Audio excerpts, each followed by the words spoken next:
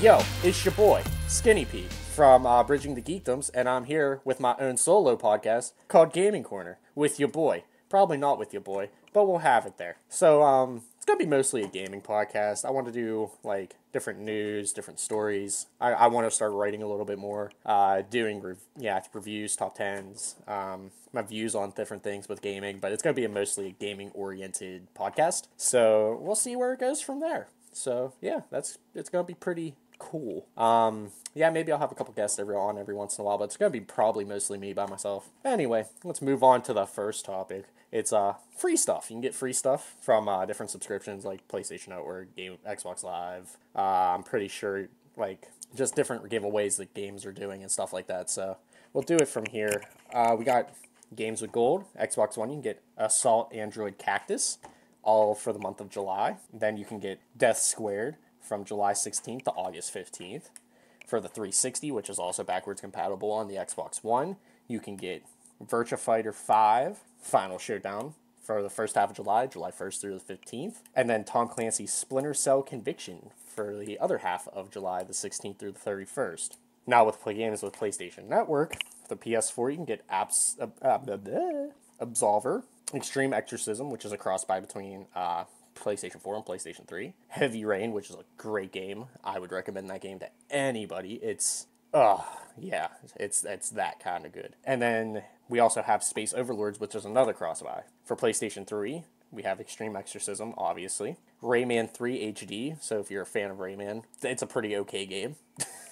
And then Space Lords, obviously. Then for the Vita, for all 5 people that have Vita, you have Space Overlords, which is another cross-buy, and Zero Escape Zero Time Dilemma, because they like the number 0. And then with, I'm pretty sure it's only 2018, Pokemon is releasing certain legendaries every month or so, between, every month for Pokemon's XY, Sun and Moon, and then Ultra Sun and Ultra Moon. So for how to get this, you basically go into GameStop and be like, hey, yo, you got any of them free codes for them legendaries? And they'll probably give it to you. You don't really have to buy anything. You just go in there and they'll give it to you. But this month is Tornadus for Ultra Moon and I think Regular Moon, and Thunderous for Ultra Sun and Regular Sun, if I'm not mistaken. Then all you do is you go to the mystery gift, you type in the code, you go to a Pokemon Center, talk to the random dude that's not normally there, and they give it to you for free. Just make sure you have a free inventory space for Pokemon. Now, with E3 that just ended a couple weeks ago, maybe a month, we have the Game Critic Awards, which comes after every E3 to show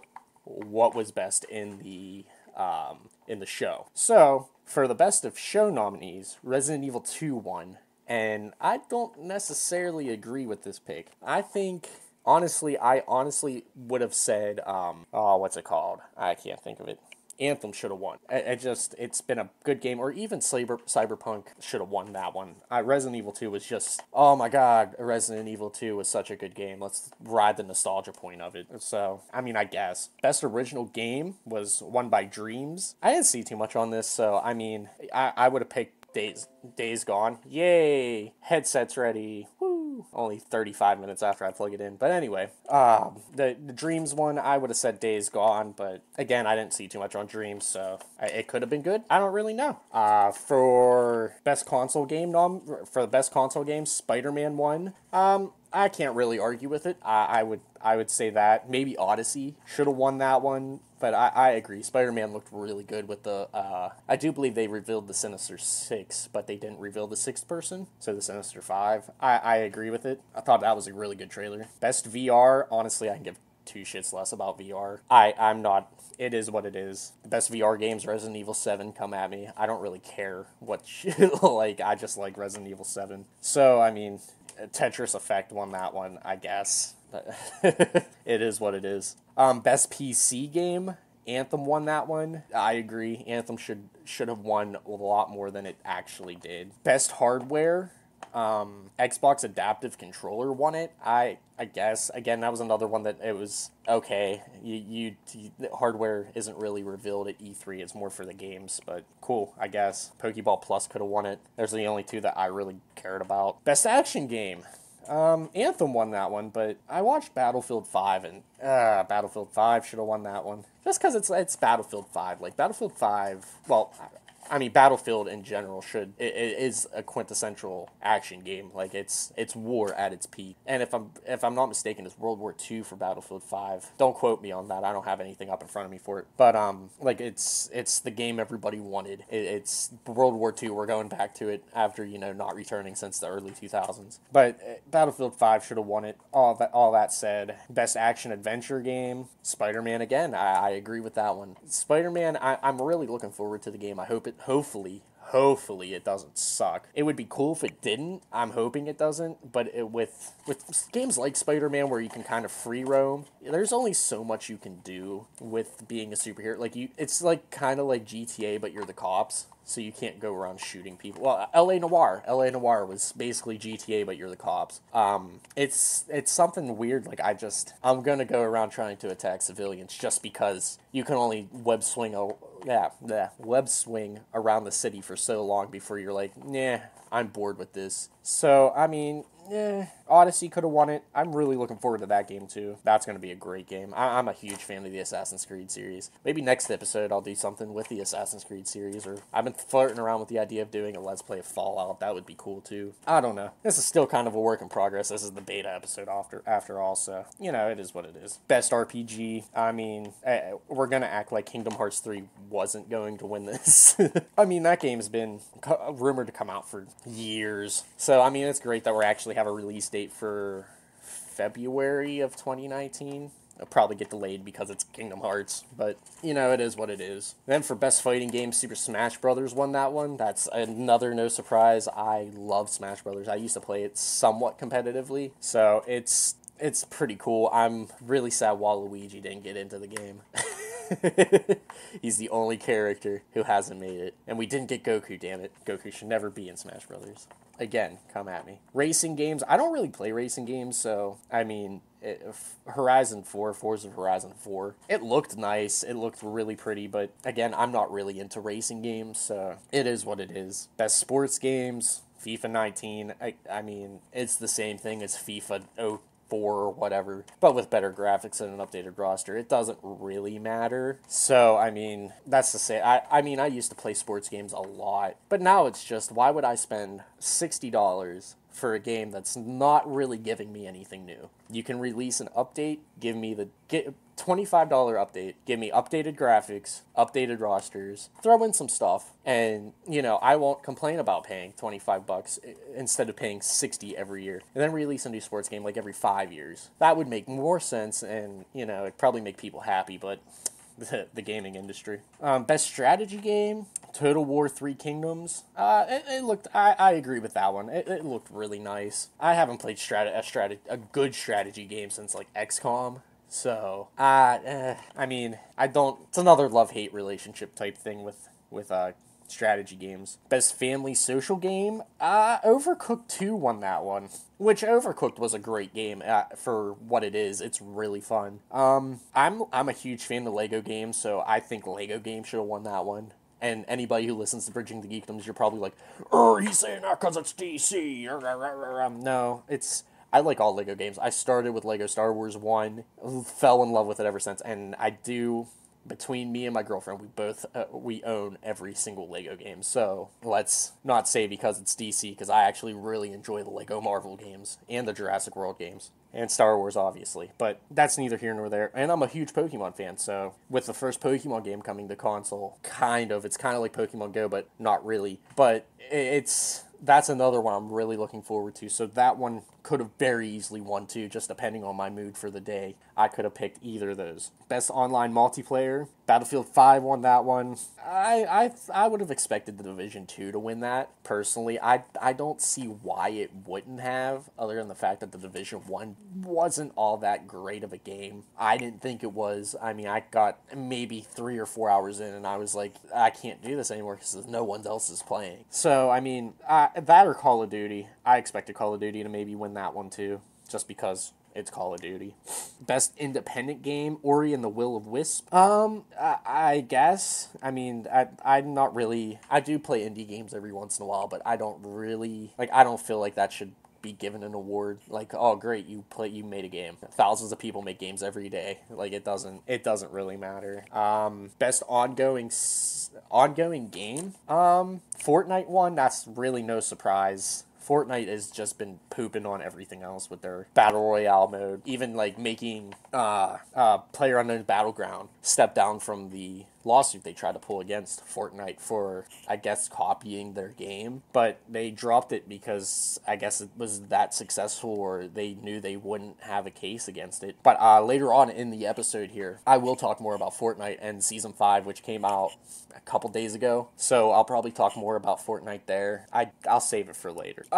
Special commendation of graphics, or sorry, special commendation for graphics. Can't read. 3 games won this one. Cyberpunk 2077. No fucking surprise. That game looked beautiful. I cannot wait for this game to come out. Hopefully it's really good. The Last of Us Part 2, again, that's another no surprise. Last of Us 1 was a phenomenal game. I don't care what anybody says. The story was great. It's good game. And the Ghost of Tsushima, sorry if I butchered that, but I didn't see too much on this. I haven't had an opportunity to really look to, like, I watched most of the E3, but there were certain things I missed because I work, so, I mean, you can't really do both. So, I'll have to look on that, and I'll get back to you on that one. Special commendation for sound, The Last of Us Part 2, no surprises there again. Soundtrack sounds phenomenal. I can't wait for that game, too. I probably won't get it release night, though. That's just how I roll with certain games like that. And special commendation for innovation, Cyberpunk 2077. That is no surprise there either. That game is really gonna be looking real fucking good later here coming up. So on to some other things here. I often read certain articles every once in a while, and this one really caught my attention. The CEO of Take-Two, which is kind of, I guess, produces some Rockstar games or whatever. Don't quote me again. They say that Red Dead Redemption 2 is not going to sell nearly as much as GTA 5. And I thought that, I was like, are you talking like lifetime or just initial release or what? So it's expected to be one of the biggest and best-selling games of 2018, Red Dead Redemption 2 is, but it's not going to sell as well as Rockstar's last game, GTA 5. Strauss Zelnick, who is the CEO of Take-Two, said that it would be unrealistic to think Red Dead Redemption 2 or any other game would sell as well as GTA 5. That game has shifted an astonishing 95 million units to become one of the most successful entertainment products of any kind in human history. Which, I mean, GTA 5 is still pumping out new content. All DLCs are free. I got bored with it, but I have a very, very, very short attention span, so that goes without saying that I'm not saying it's not a bad game, but it's fun. Red Dead Redemption 2 will still do incredibly well, but it will not match GTA 5's sell. Compared to Red Dead Redemption 1, which released in 2010 and sold 13 million copies, it's projected that Red Dead Redemption 2 will only sell 15 million copies during its lifetime, which I think is really low. I think it'll sell about 20 to 25. I don't think it won't sell at 95 million, but it'll sell because it's Red Dead. It's amazing. And Red Dead Redemption 2 launches at the end of October with other big games including Battlefield 5, Black Ops 4, Assassin's Creed Odyssey, and Fallout 76. So it's going against stiff competition, but if there's people like me, they will buy all 4 games and hate themselves later. But I have no fear for Red Dead Redemption 2. It's going to sell well. I just thought the article was interesting that they flat out are saying that it's not going to sell well. I think that's bad publicity for the game itself, showing that you don't really have faith and that you're still going to put everything you have into GTA 5, which, again, GTA 5 should still get attention until you release or announce GTA 6, but you should kind of move some of your focus to Red Dead Redemption 2, your newest game.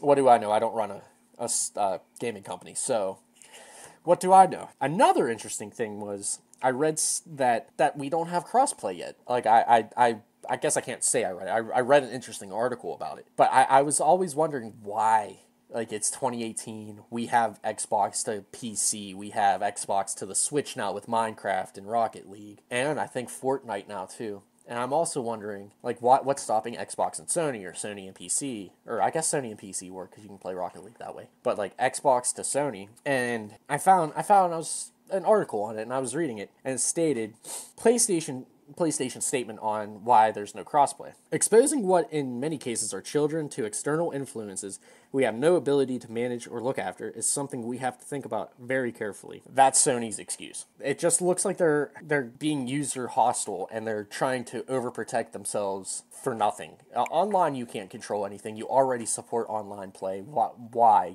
That was a piss poor excuse for why there isn't any crossplay. It doesn't make sense to why. You just want to keep your system, which in this day and age, and all the rumors circulating that the next console system could be the last console system and everything's just going to be intertwined with PC and everything, why not just say, screw it, we're going to do cross-platform and it is what it is at that point. We're just going to play nice, and we're going to eventually it's all going to play together.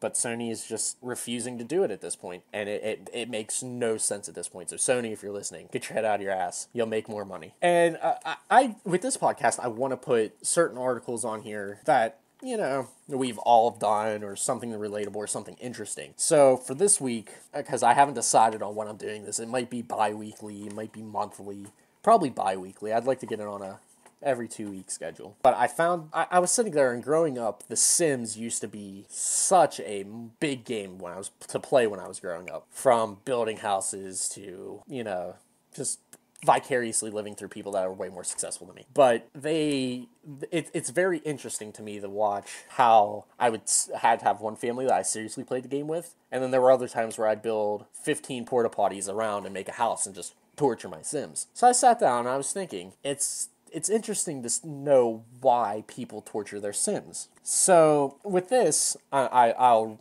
essentially going to read what I wrote, but it's very interesting because I looked into it, and there's a lot of actual psychological things that come into play when we torture Sims, which is weird, but, we all do it. Don't act like if you have played The Sims that you haven't done it. So, the reason we torture our Sims is the fact that we harbor some deep-seated base traits like sadism and psychopathy. In the normal real life, the vast majority of us keep those unpleasant psychopathic traits healthily under control. The Sims is marketed and bought as a game. By definition, the people who use it are playing, including themselves. Play is a means of safely experimenting, and in doing so, learning. Play is not unique to humans. I doubt any of us can speak for non-humans, but for us at least, play is enjoyable, which is a significant factor in which factor in why we seek to engage in it at every opportunity. Sorry, for some reason I can't read today. The crucial word in the original poster's question was creative. This word almost completely answers the question on its own. Humans are naturally creative. Our big brains drive us to seek new ways of doing things. It's the direct corollary. I can't say words either. It's the direct reason of natural selection, or it's a direct cause of natural selection where nature drives genes to find innovative solutions to old, especially to new, survival challenges. Misogynism, sadism, power, humor, education, and schadenfreude. Schadenfreude, which is the pleasure derived by from someone else's misfortune. Sadism, the tendency to derive pleasure, especially sexual gratification, from inflicting pain, suffering, or humiliation on others. And misogynism, the tendency to derive pleasure, especially sexual gratification, from one's own pain or humiliation. Sims can die in silly ways and suffer in silly ways. Here's an example. It is revealed in The Sims Busting Out for the Nintendo GameCube. A Sim can instantaneously die, unlike most other fashions, no matter their current mood, by high diving into a glass table. It's fun to do this for several reasons.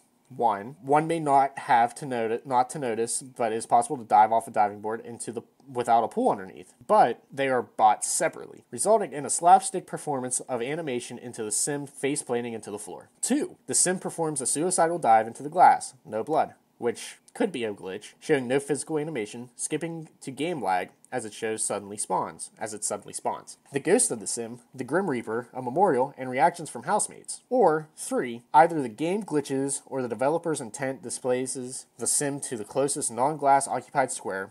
I remember creating a pool of glass tables, and the Sim would land absurdly distant away from the game, refusing to let them die. It was funny. All that was detracted from face planting non-lethally into the floor is comfort. The idea of misogynistic tendencies is funny. Probably saying that wrong, but It is what it is. It is not even about sadism, as I use the term misogynism. I realize that it is beyond is beyond an action from a player upon a sim. One is the sim and input delivered to or through them can be more vicarious. Then, sadistic becomes misogynistic and self-depriving instead.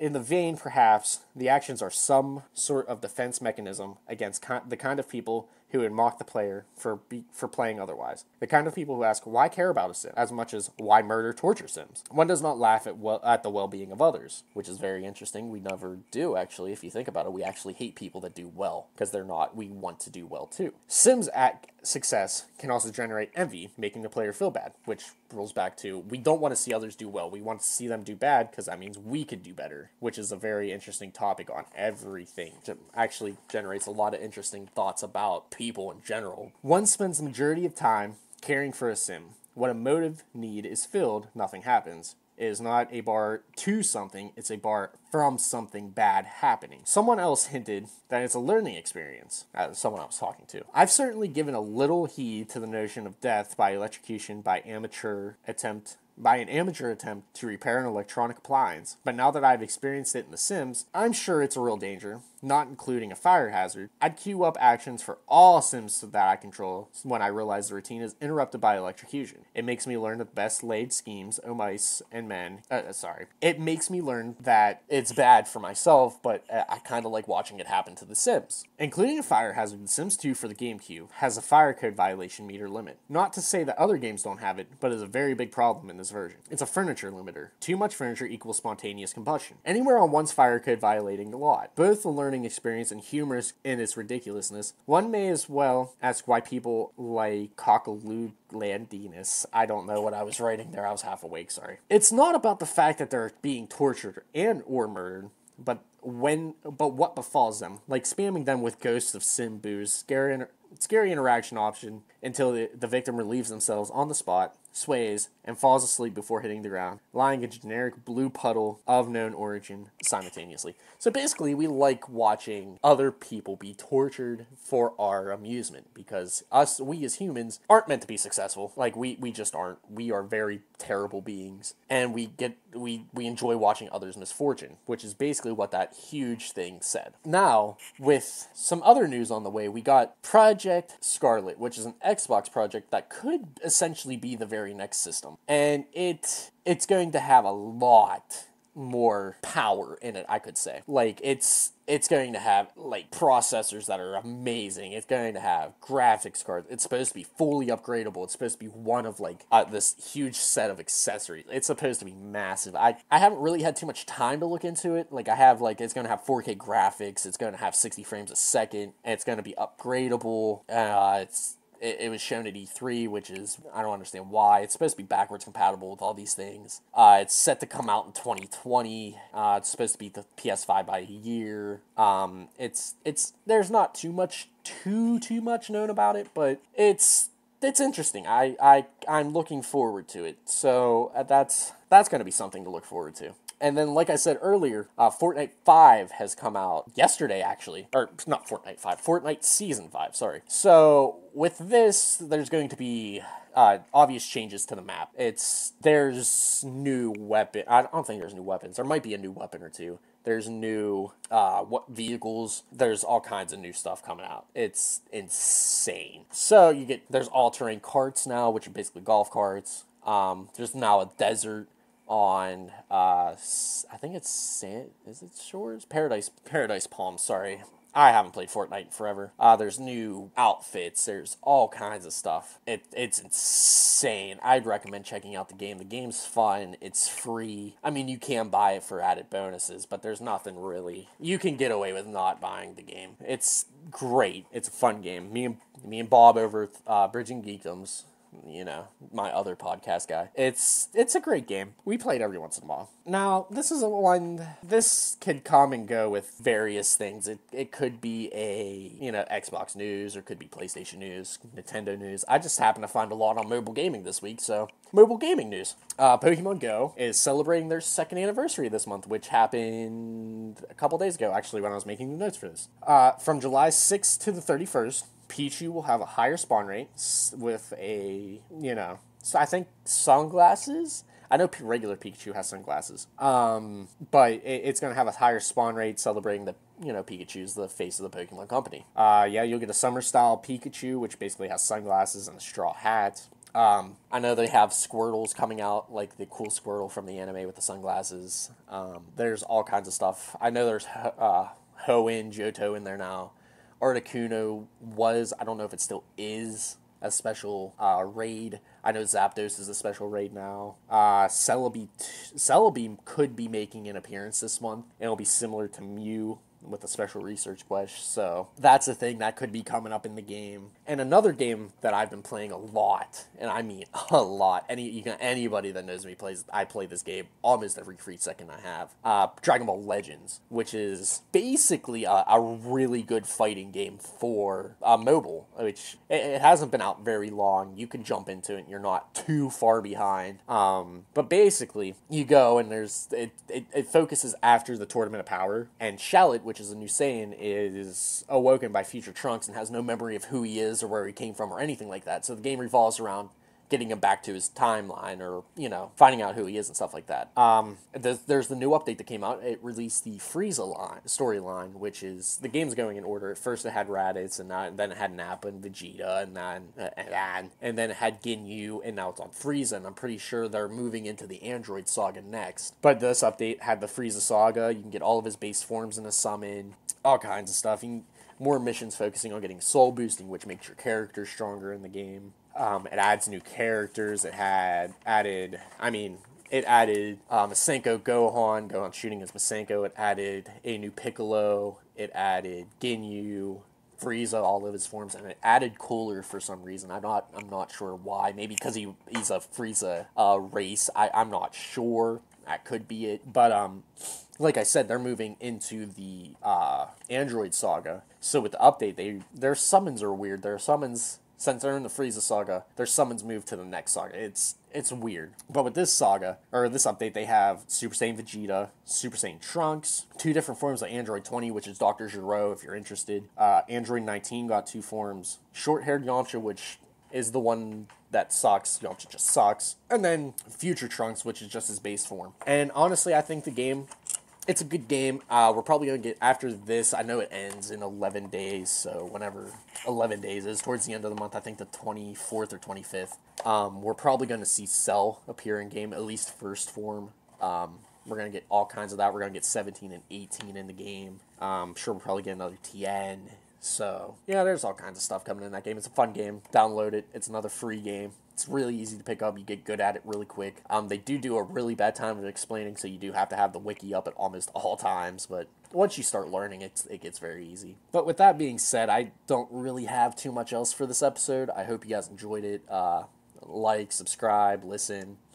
I'm probably going to have these out every 2 weeks or so. I'm not sure what next week will be about. I might talk about Assassin's Creed or maybe Fallout, some Fallout lore.